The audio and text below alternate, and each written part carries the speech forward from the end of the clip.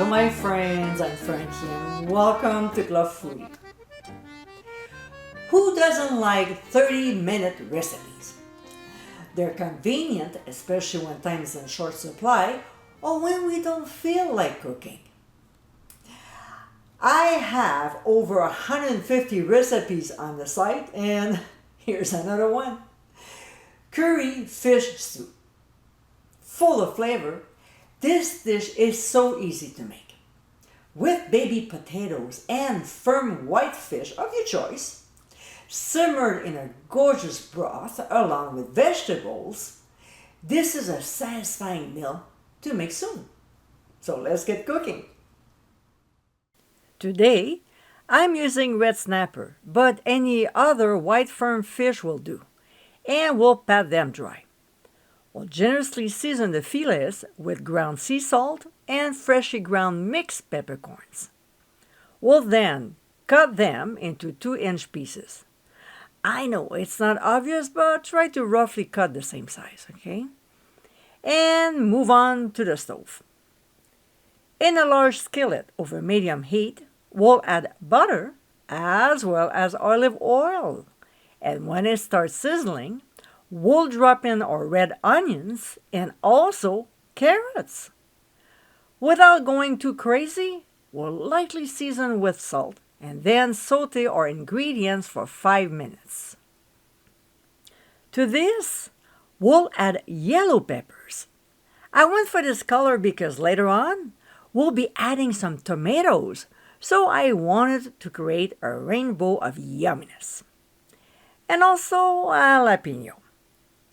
We'll saute the veggies for 3 minutes or until the carrots are tender.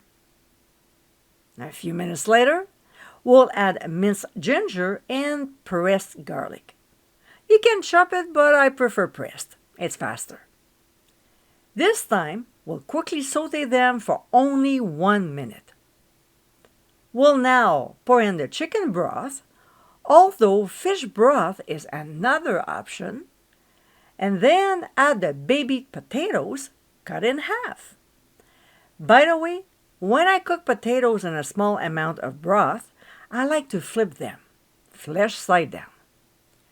So we'll bring the mixture to a boil, cover, and reduce the heat to medium-high. But we'll keep an eye on it so it doesn't overflow.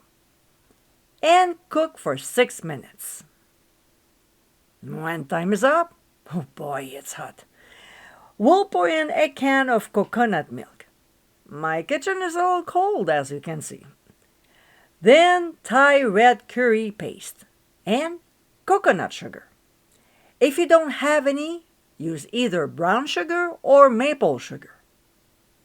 We'll blend the ingredients nicely before placing our fish fillets in the skillet.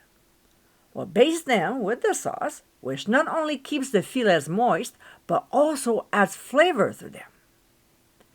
When it just starts simmering, we'll reduce the heat to medium, cover, and cook for 6 minutes.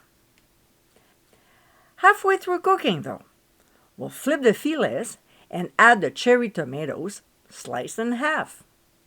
We'll gently mix them in, cover again, and continue cooking for the remaining 3 minutes. A few minutes later, it smells so good. We'll add the lime zest and mix until incorporated. Before moving forward, we'll test to see if the potatoes are ready by using the tip of a sharp knife. If it goes in with a slight resistance, they're done. The final step is to thicken the sauce. So we'll increase the heat until it starts boiling and add our cornstarch mixture. We'll stir until the sauce thickens, about 45 seconds, and we're ready to eat. We'll spoon the stew into warm bowls with a side of rice, garnish with fresh chopped cilantro, and serve with a lime wedge. And my friends, this is our curry fish stew. Colorful and tasty, this aromatic dish is so comforting. With a delicious blend of ingredients, this 30-minute recipe is sure to please everyone.